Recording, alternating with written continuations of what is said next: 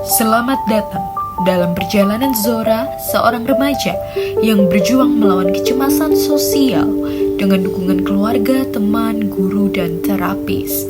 Zora menjalani terapi kognitif perilaku atau CBT untuk mengatasi pikiran negatif yang mempengaruhi hidupnya. Mari kita mulai dengan tahap awal terapi.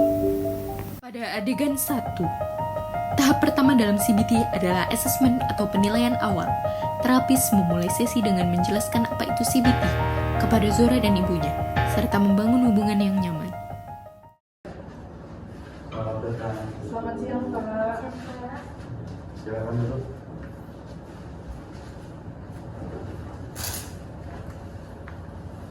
Saya senang kita bisa bertemu hari ini. Bagaimana kabarnya? Saya baik, tapi saya sedang merasa sedikit cemas. Jadi begini Pak, kedatangan kita di sini karena si Zora ini dia sering merasa kesulitan akhir-akhir ini. Terus juga apalagi ketemu teman-temannya di sekolah seperti itu Pak. Iya, saya paham. Kecemasan sosial bisa sangat mengganggu, terutama jika seseorang merasa cemas dalam situasi sosial yang biasa. Saya ingin bekerja sama untuk membantu Zora mengatasi masalah ini. Dalam sesi ini, kita akan menggunakan pendekatan kognitif behavioral terapi yang bertujuan untuk membantu Zora memahami hubungan antara pikiran, perasaan, dan perilaku. Apakah itu bisa membantu saya? Sudah terbukti efektif untuk mengatasi kecemasan. Kita akan mulai dengan memahami pikiran dan perasaan yang muncul saat Zora merasa cemas. Setelah itu, kita akan bekerja untuk mengubah pikiran-pikiran tersebut menjadi lebih positif dan realistis. Saya yakin sekali Pak, kalau cara ini bisa membantu Zora. Kami di sini selalu ada untuk membantu Zora. Pada adegan 2, setelah asesmen, Zora mulai diajak untuk mengenali pikiran negatif yang selama ini menghambat aktivitasnya. Pada tahap ini, terapis menggunakan pendekatan bertanya untuk membantu Zora memahami pola pikir yang muncul saat ia merasa cemas atau takut. Zora, coba ceritakan situasi yang membuatmu merasa cemas. Ya, misalnya kan saya lagi ada di kelas, terus saya tuh ngerasa takut banget kalau teman-teman atau guru-guru tuh berpikiran yang tidak-tidak tentang saya. Misalnya saya berbuat sesuatu, terus saya selalu takut kalau itu salah dan teman-teman itu pasti akan menghujat saya.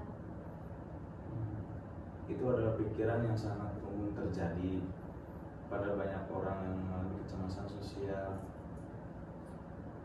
Pikiran seperti saya tidak cukup baik atau mereka akan tertawa jika saya salah berbicara bisa sangat membebani pikiran ini untuk Zora merasa cemas, bukan? Iya betul, saya tidak bisa menghindarinya. Inilah saatnya kita melihat lebih jauh. Kadang pikiran negatif seperti itu muncul begitu saja tanpa bukti nyata. Dalam CBT, kita akan belajar mengenali dan menantang pikiran-pikiran tersebut.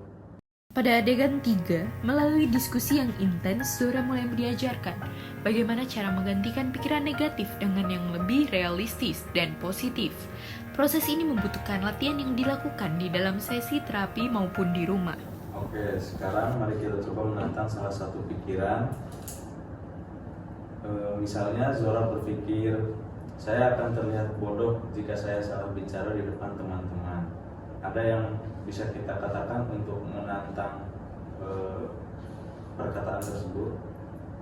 Saya tidak yakin, mungkin saya bisa bilang kalau tidak semua orang itu memperhatikan saya. Itu benar sekali. Kita sering berpikir bahwa orang lain akan menghakimi kita lebih keras daripada yang sebenarnya terjadi. Cobalah untuk mengganti pikiran itu dengan sesuatu yang lebih realistis. Misalnya, semua orang bisa melakukan kesalahan dan itu bukan hal yang aneh. Jadi saya tidak perlu merasa takut jika melakukan kesalahan atau tidak perlu merasa bersalah. Betul, Zora. Kesalahan itu manusiawi dan penting untuk mengingat bahwa kita tidak selalu bisa mengontrol apa yang orang lain pikirkan, tapi kita bisa mengontrol bagaimana kita bereaksi terhadapnya. Selanjutnya di adegan 4, tahap berikutnya adalah eksperimen perilaku. Terapis memberikan tugas kecil kepada Zara untuk melatih pola pikir positif yang telah dibangun dengan dukungan temannya. Zora mencoba berbicara di depan orang lain. Sekarang, mari kita coba pendekatan exposure bertahap. Kita akan membuat daftar situasi yang membuat Zora cemas, mulai dari yang paling ringan hingga yang paling berat. Misalnya berbicara dengan teman-teman di kelas atau berbicara dengan guru. Saya merasa ketika saya berbicara di depan kelas itu saya merasa sangat cemas. Baik, mari kita mulai dengan situasi yang lebih ringan. Apa yang bisa kita lakukan untuk berlatih berbicara dengan teman-teman di luar kelas, atau mungkin berbicara dengan guru dalam situasi yang lebih santai? Mungkin saya bisa berbicara dengan Nurul, teman saya, atau berbicara dengan ibu saya. Nah, itu langkah pertama yang baik. Kita akan mulai dari yang kecil dan bertahap meningkat tantangannya. Baik, kalau begitu terapi kita dicukupkan sampai hari ini saja. Diharapkan lusa datang kembali untuk melihat bagaimana perkembangan Zora. Baik, terima kasih sebelumnya Pak atas semua terapinya yang pada hari ini. Kalau gitu kami izin pamit dulu Pak. Ya, Terima kasih Pak. sama-sama.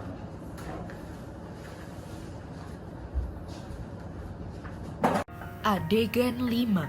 Setelah beberapa minggu, Zora bersama terapis mengevaluasi progres yang telah dicapai. Ia mulai merasa lebih percaya diri dan mampu menghadapi situasi sosial yang sebelumnya mengintimidasi.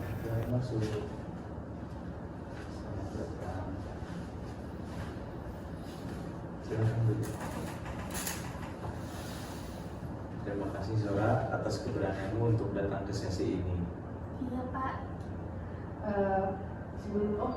Sebelumnya Pak, saya mau angkat telepon dulu. Saya titip Zora ya Pak. Ya.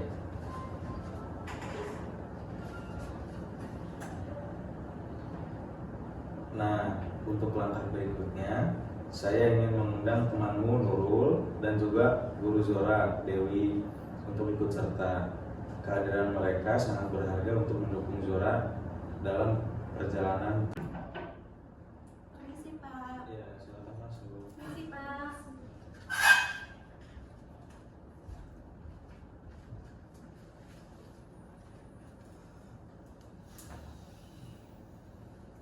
Zora, aku sangat senang banget bisa ada di sini bersama kamu. Kita udah lewat banyak hal bareng tahu, dan aku tahu kamu pasti bisa menghadapi semua tantangan ini. Kamu bukan sendirian, Zora. Terima kasih ya Nurul, kamu sudah membuat aku tenang di sini. Ya, sama-sama. Zora, saya tahu selama ini kamu merasa cemas saat di kelas atau bertemu banyak orang. Tapi saya ingin kamu tahu bahwa kami semua di sini mendukungmu. Kamu punya potensi besar dan kecemasan itu tidak akan menghalangi perjalananmu. Tapi saya sangat takut sekali Bu, karena saya takut dinilai oleh teman-teman. Zora, saya paham apa yang kamu rasakan. Tapi kamu perlu ingat bahwa semua orang pernah membuat kesalahan dan itu bukan hal yang buruk. Kami, teman-temanmu beserta gurumu di sini, gak akan menilai kamu hanya karena kesalahan kecil. Kami lebih menghargai usaha dan progres yang kamu buat. Bener banget, Zora. Kalau kamu merasa cemas, kita bisa berlatih bersama-sama kok. Aku tahu kadang sulit untuk memulai berbicara. Aku juga seperti itu. Tapi kita bisa mulai dari percakapan yang ringan, kayak ngobrol setelah pelajaran atau di waktu istirahat. Pelan-pelan saja, Zora. Terima kasih ya semuanya. Sekarang saya sudah merasa lebih baik dan juga saya yakin akan bisa lebih baik daripada sebelumnya. Teman kamu itu benar, Zora. Ketika kita merasa cemas, hal pertama yang bisa kita lakukan adalah mencoba untuk mengenali apa yang menakutkan kita. Dan kemudian mulai dengan langkah-langkah kecil. Jangan takut untuk berbicara dengan teman-temanmu. Seiring waktu kamu akan semakin terbiasa. Terima kasih ya semuanya. Berkat kalian sekarang saya sudah merasa lebih baik. Ini bukan hanya soal terapi, melainkan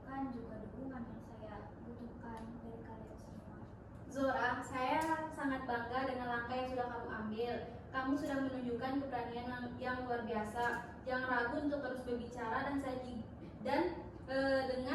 saya jika kamu merasa perlu. Di kelas saya lebih memperhatikan dan memberikan kesempatan lebih banyak buat kamu berbicara. Kamu pasti bisa. Semangat terus ya. Terima kasih, Bu. Kamu nggak sendirian Zura, aku selalu ada buat kamu. Kita bisa mulai dari percakapan kecil dulu, dan lama-lama kamu akan merasa lebih nyaman. Aku yakin kok kamu pasti bisa. Makasih ya, Nurul. Zora, itu adalah langkah besar. Ingat, ini adalah perjalanan, dan saya sangat senang melihat kamu semakin siap. Dengan dukungan dari teman-teman dan guru serta usaha kerasmu, saya yakin kamu bisa mengatasi kecemasan ini. Jangan ragu untuk berbicara jika merasa perlu. Kami semua di sini untuk mendukungmu. Terima kasih, Pak. Kamu pasti bisa, Zora. Kamu nggak sendirian kok Zura, aku akan selalu ada buat kamu. Kita bisa mulai dari percakapan kecil dulu, dan lama-lama kamu akan merasa lebih nyaman. Aku yakin kok kamu bisa, tentu saja. Terima kasih ya, Nurul. Iya. Misi Pak. Silakan duduk sini Bu. Oh iya.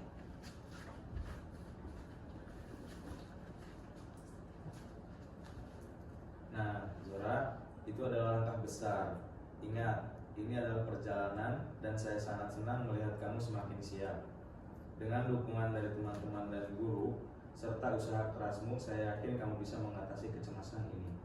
Jangan ragu untuk berbicara jika merasa perlu. Kami semua di sini untuk mendukungmu. Terima kasih ya semuanya, berkat dukungan kalian semoga saya bisa menjadi lebih baik lagi. Semangat ya Zora. Kami sangat-sangat bangga pada kamu. Kamu pasti bisa, Zora. Terus semangat Zura. Baik, terima kasih semuanya. Terima kasih Zora, Ibu Nurul Dewi untuk kehadirannya. Saya berharap kita semua bisa terus bekerja sama untuk membuat Zora merasa lebih percaya diri sampai bertemu di sesi berikutnya. Terima kasih juga, Pak. Karena udah kembali.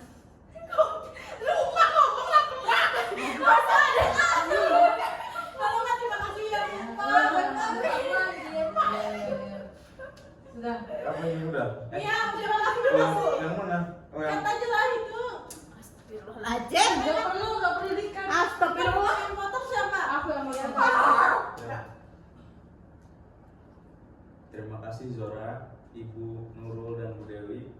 Saya berharap kita semua bisa terus bekerja sama untuk membuat Zora merasa lebih percaya diri. Sampai bertemu di sesi berikutnya.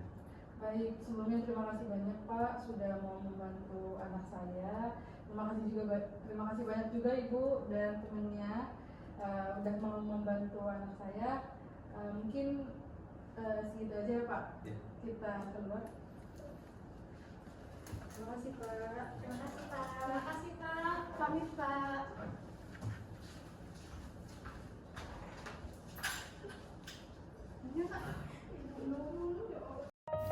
Demikianlah perjalanan Zora dalam menjalani terapi kognitif perilaku dengan dukungan-dukungan dari orang-orang di sekitarnya. Zora berhasil memahami bahwa pikiran negatif tidak selalu benar. Cerita ini mengajarkan kita bahwa setiap orang memiliki potensi untuk bangkit dan menjadi lebih baik. Terima kasih telah menyaksikan cerita ini.